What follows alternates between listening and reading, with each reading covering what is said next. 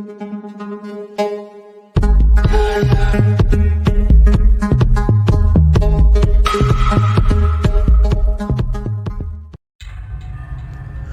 apa kabar? Semoga kamu dan keluarga semuanya dalam keadaan sehat ya. Ferris Channel kali ini akan menceritakan film yang berjudul Sightless.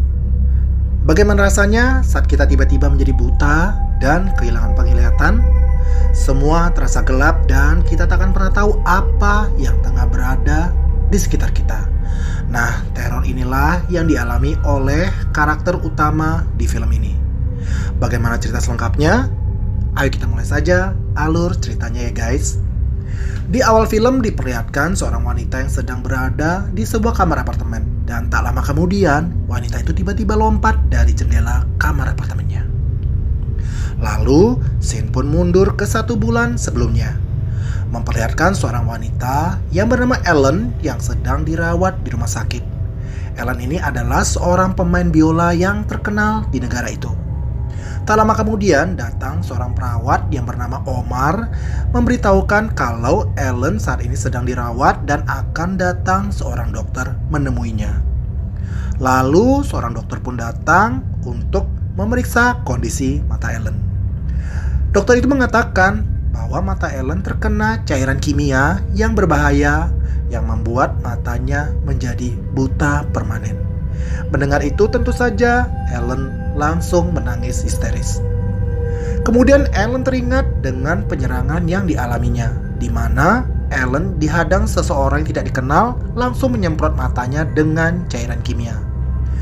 Tak lama datang seorang detektif yang bernama Bryce yang bertugas untuk menyelidiki kasus ini. Bryce menanyakan tentang ciri-ciri orang yang telah menyerangnya. Ellen menjawab kalau ia tidak mengingatnya karena kejadian itu terjadi begitu cepat.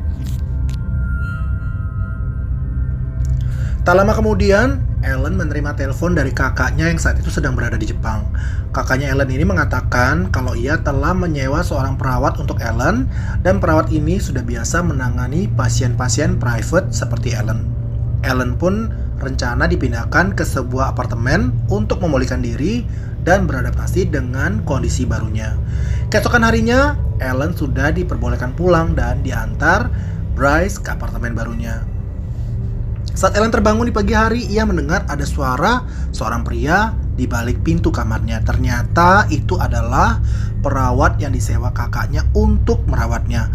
Dan perawat itu bernama Clayton. Clayton ini bertugas untuk merawat dan mengajari Ellen agar terbiasa dengan kehidupan barunya.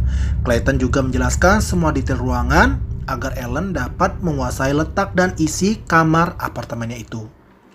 Clayton juga memberitahu kalau apartemen Ellen ini di nomor 902 yang artinya kamar apartemen itu berada di lantai 9. Clayton mengatakan kalau ia datang ke sana hanya di waktu tertentu karena ia juga merawat beberapa pasien lainnya. Dan jika Ellen membutuhkan bantuannya, Ellen dapat menghubungi Clayton dengan telepon yang telah disediakan. Setelah itu, Clayton pun berpamitan pergi untuk merawat pasien lainnya. Ellen mulai menjalani kehidupan baru di apartemen dengan semua suara bising lalu lintas di bawahnya dan angin yang berhembus dari balkon. Dengan segala permasalahan hidup yang ia hadapi, ditambah dengan dunia yang baru tanpa ada yang penglihatan, membuat Ellen awalnya masih sulit untuk menerima kenyataan.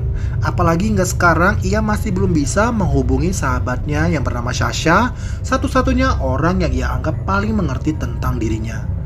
Malamnya, saat Ellen sedang tidur, dia terbangun karena mengalami mimpi buruk tentang penyerangannya waktu itu. Keesokan harinya, Clayton datang membawa sebuah burung untuk menemani Ellen supaya ia tidak kesepian. Lalu, Ellen bertanya warna burung itu. Clayton menjawab, warna burung itu akan mengikuti sesuai dengan imajinasi Ellen. Dan imajinasi Ellen kalau burung itu berwarna biru muda. Ellen juga menanyakan tentang suara dari jendela kamarnya. Ellen bingung mengapa suara dari jendela sebelah kiri terdengar lebih jelas, sedangkan di sebelah kanan tidak ada suara sama sekali. Lalu Clayton menjawab kalau jendela sebelah kanan kacanya lebih tebal karena menghadap ke laut dan sangatlah kencang udaranya. Di malam harinya, Ellen yang sedang tidur tiba-tiba terbangun. Ia merasa ada seseorang di apartemennya. Dari ujung lorong kamarnya, Ellen mendengar ada suara wanita yang sedang menangis duduk di lantai. Dan saat Ellen mendekatinya, ternyata itu adalah sebuah ventilasi udara. Dan dari ventilasi itu, Ellen mendengar suara wanita tadi sedang bertengkar dengan seorang pria. Keesokan harinya, Ellen menceritakan hal itu kepada Clayton. Namun Clayton mengatakan kalau hal itu wajar di apartemen ini. Suami istri itu hanya bertengkar dan Ellen tak perlu khawatir. Setelah Clayton pergi, Ellen kembali mendengar suara di luar melalui jendela kamarnya. Dan terdengar banyak suara klakson dan juga alarm mobil. Karena merasa kesepian, Ellen mencoba menghampiri kamar apartemen tetangganya itu. Lalu, Ellen menempel secara kertas di depan pintu itu yang berisi ajakan untuk minum teh bersamanya. Di malam harinya, Ellen mendengar suara ketukan di pintu kamar apartemennya. Lalu Ellen pun membukanya dan ternyata itu adalah tetangganya yang bernama Lana yang ia undang minum teh bersama. Ellen bisa merasakan jika Lana tertekan dan mengalami penganiayaan, namun Lana mengelak dan menghindari Ellen seolah menyembunyikan sesuatu. Lalu Ellen mencoba meraba wajah Lana dan Ellen pun kaget karena di wajah Lana terdapat luka bekas jahitan. Lalu Lana berbisik kepada Ellen mengatakan jangan percaya dengan siapapun. Tiba-tiba saja Lana terburu-buru kembali ke apartemennya tepat bersamaan suaminya saat itu baru naik lift. Saat Ellen mencoba mengejar Lana, terdengar suara lift yang terbuka. Ternyata itu adalah suami Lana yang bernama Russo. Ellen pun segera masuk ke kamarnya dan langsung menelpon Clayton. Ellen berusaha untuk menolong Lana yang menjadi korban kekerasan suaminya, tetapi Clayton mengatakan kalau ia sudah pernah menemui Russo dan Russo mengatakan kalau istrinya itu mengalami masalah kejiwaan. Pada suatu hari, Ellen kembali mendengar suara alarm mobil dari arah luar apartemennya. Tetapi anehnya, suara alarm mobil itu terdengar sama setiap harinya dan selalu berbunyi di setiap jam 11 siang. Lalu Ellen pun menceritakan kejanggalan itu kepada Clayton. Clayton menjelaskan kalau jam 11 siang itu adalah jam-jam sibuk dan bisa saja alarm itu dari mobil manapun. Di malam harinya, Ellen mendengar suara lift terbuka. Saat itu Ellen mengira kalau itu adalah Lana yang baru saja pulang. Saat Ellen menghampirinya, Ellen pun kaget ternyata itu adalah Russo. Lalu Russo memperingati Ellen untuk tidak ikut campur dengan urusan rumah tangganya, karena Russo tidak akan segan-segan untuk menyakiti Ellen. Ellen yang merasa terancam itu menelpon Clayton dan memintanya untuk datang. Setibanya di sana, Clayton berusaha menenangkan Ellen dengan mengatakan kalau ia akan selalu melindunginya. Kemudian di saat Ellen mulai tenang, Clayton pun pamit pergi karena ada hal yang harus ia selesaikan. Dan tak lama kemudian, setelah Clayton pergi, terdengar ada seseorang yang membuka pintu kamar apartemen Ellen. Awalnya Ellen mengira kalau itu adalah Clayton, ternyata itu adalah Russo yang berniat untuk menyakitinya. Tapi tiba-tiba saja imajinasinya kalau itu Russo berubah menjadi seseorang yang menggunakan topeng yang pernah menyerangnya. Orang tersebut langsung menyerang Ellen hingga Ellen pun tak sadarkan diri. Setelah ia siuman, Ellen mendapati para medis tengah memeriksanya dan memastikan bahwa tidak ada bekas luka sama sekali di lehernya. Clayton membantu Ellen untuk melaporkan hal tersebut kepada detektif Bryce. Namun Bryce mengatakan bahwa rekaman CCTV tidak menunjukkan ada orang yang masuk ke dalam kamar apartemennya. Bryce mengatakan bahwa semua paranoid yang dialami Ellen hanya berasal dari imajinasinya. Detektif Bryce selalu mengungkapkan fakta bahwa kecurigaan mereka adalah terhadap sahabat Ellen yaitu Sasha. Ukuran sepatunya sesuai dengan jejak di samping mobil saat kejadian dan Sasha menghilang setelah kejadian yang menimpa Ellen waktu itu. Ellen pun syok dan makin terpuruk setelah mendengar hal itu. Ia pun memutuskan untuk bunuh diri dengan cara melompat dari jendela apartemen. Dan inilah adegan yang kita lihat di awal film tadi. Tanpa disangka, bukannya tewas, malah Ellen ini sama sekali tidak mengalami luka sedikit pun. Karena Ellen ini bukan jatuh di aspal, melainkan di sebuah ruangan kedap suara seperti studio. Ternyata balkon kamar tempatnya berada selama ini itu bukan balkon sungguhan yang menghadap ke jalan raya, melainkan menghadap ke sebuah ruangan lain yang kedap suara itu. Lalu di ruangan itu terdengar suara keramaian kota, suara klakson mobil, dan alarm mobil dari sebuah speaker. Suara bising lalu lintas dan juga alarm yang ia dengar selama ini hanyalah rekaman yang diputar oleh speaker itu. Begitu pula dengan angin yang berhembus, nyatanya hanya berasal dari blower. Kecurigaan Ellen terjawab sudah, di mana suara alarm yang didengar Ellen selalu sama setiap harinya. Ternyata hanyalah sebuah rekaman yang diulang-ulang. Berarti selama ini Ellen hanya dibohongi Clayton yang selama ini mengenai suasana di luar apartemennya itu. Lalu Ellen mencoba kabur melalui lift, dan ternyata lift itu hanyalah sebuah pintu yang hanya bisa dibuka dari luar. Tidak ada jalan lain. Ellen pun kembali ke kamarnya lagi sambil memikirkan cara untuk kabur dari tempat itu.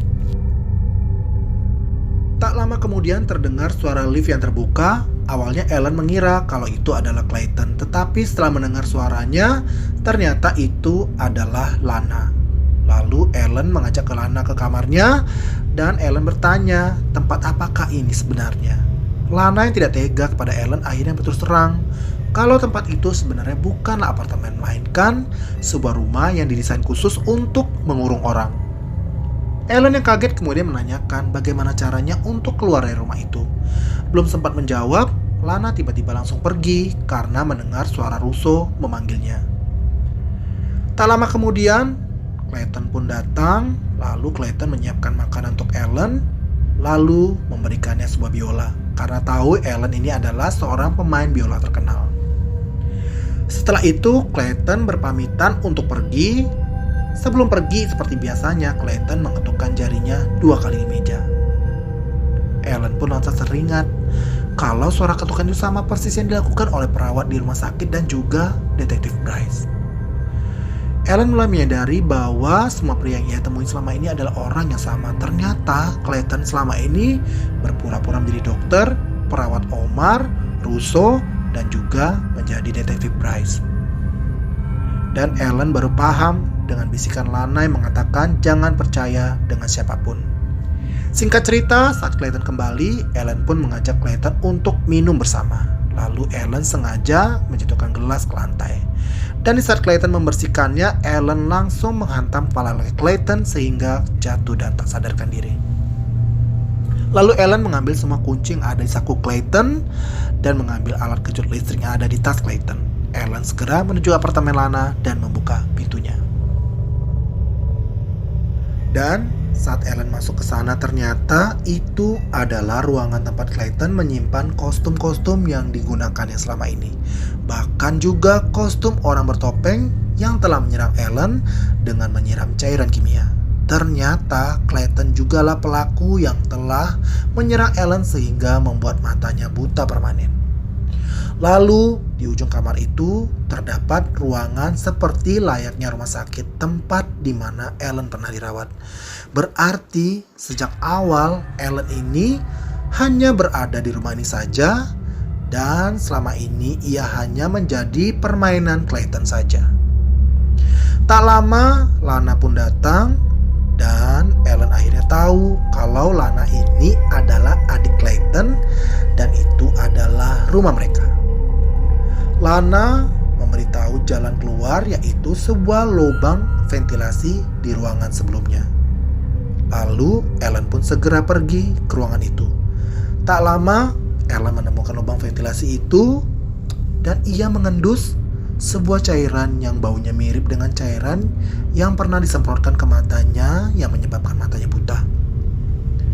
Tapi tiba-tiba saja Clayton yang sudah siuman menyerang Ellen dan kembali menangkap Ellen lalu membawanya ke sebuah ruangan. Kemudian Clayton mengungkapkan cerita masa lalunya yang sempat putus asa setelah ibunya meninggal dunia. Ayahnya mengurungnya selama 3 tahun, dan selama 3 tahun itu ia hanya dapat berimajinasi.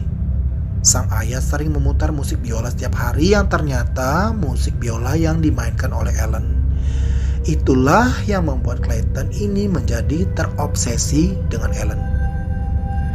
Di saat Clayton sedang bercerita, tiba-tiba saja Ellen menyetrumnya dengan alat kejut listrik. Kemudian mengambil cairan kimia yang ada di ruangan itu.